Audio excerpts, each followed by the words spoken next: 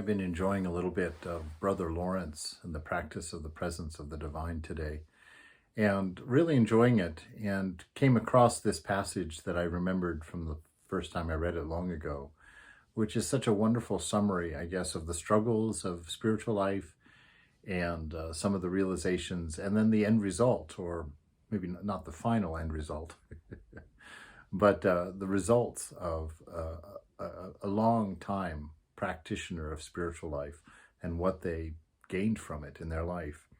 He starts off saying, "Such was my beginning, and yet I must tell you that for the first 10 years I suffered. The apprehension that I was not devoted to God as much as I wished to be, my past sin always present in my mind, and the great unmerited favors which God did show me were the matter and source of my suffering. During this time I fell often and rose again presently. It seemed to me that all creatures, reason, and God himself were against me, and faith alone for me. I was troubled sometimes with thoughts that to believe I had received such favors was in fact an effect of my presumption, which pretended to be at once where others arrive with difficulty, at other times that it was a willful delusion, and that there was no salvation for me." So, to read this, it's just, you see that suffering, that internal turmoil, that all of us as human beings fall far short of what we could be, of what our ideal is.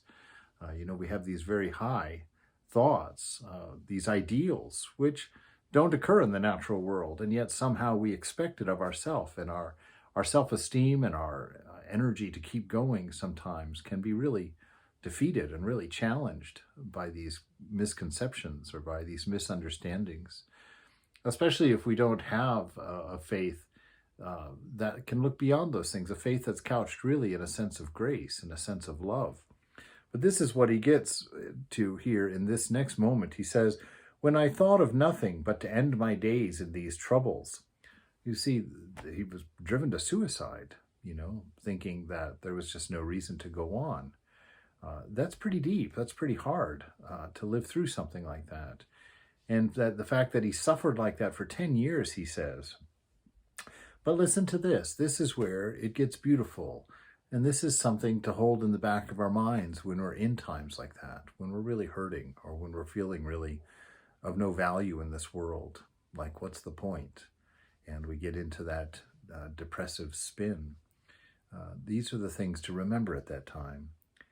He said, "I found myself changed all at once, and my soul, which until that time was in trouble, felt a profound inward peace, as if she were in her center and place of rest." You see, so he hit the bottom in his practice, in his life, to the point of feeling like suicide was a reasonable response. And when he had reached the end of his own rope, that egoistic rope of I can do something, I can achieve, I can overcome, I can whatnot, when he reached the end of that rope, look at what he says there. "I felt myself changed all at once.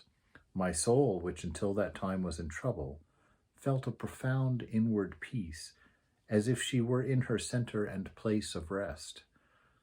This notion of reaching that point where we surrender, where we let go, just like this divine ideal is too much, too high, too amazing for me. I pale in comparison. And we come to that place of surrender. It's very different than worldly endeavors, because worldly endeavors require the ego, require that self-activation, actualization. But spiritual life is the opposite of that.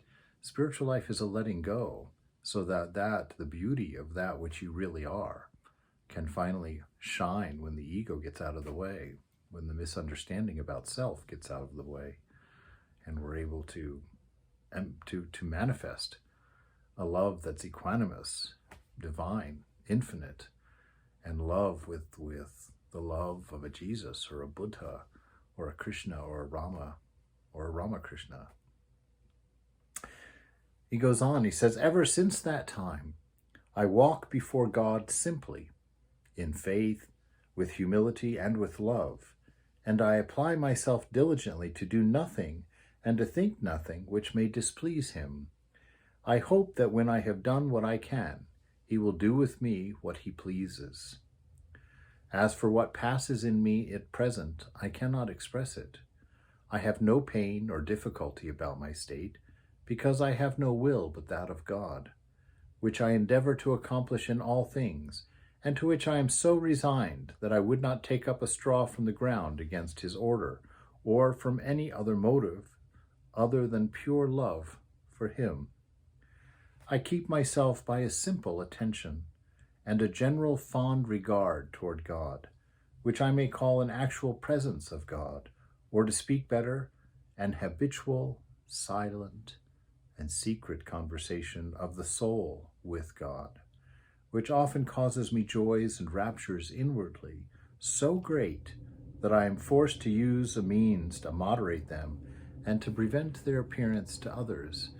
So you see, he just had that wonderful inner experience, that full spiritual experience of that unconditioned divine love, and surrendered to his highest ideal of love. He called it God. That within us, that image of God that we are. When he says that he wouldn't even pick up a straw without permission from the divine, that he would do nothing to displease God. In one sense, that looks like you've got a third-party imaginary person out there that who's overpowering your own sense of will, your own sense of being, and that's what it looks like from the outside.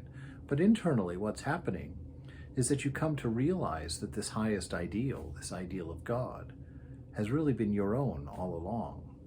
And you stop fighting. The ego stops trying to take control and to be a self-actualized individual, and becomes a lover of all, looking out for the best of all, worrying about itself last. So this ideal that you reach, that you take, this will that you're following, this ideal will, is in fact your own highest inner will. And no longer do you argue with conscience, you become conscience. So a little bit of some beautiful writing, beautiful insight through a dual tradition, Christianity, by Brother Lawrence, a great saint, a great soul.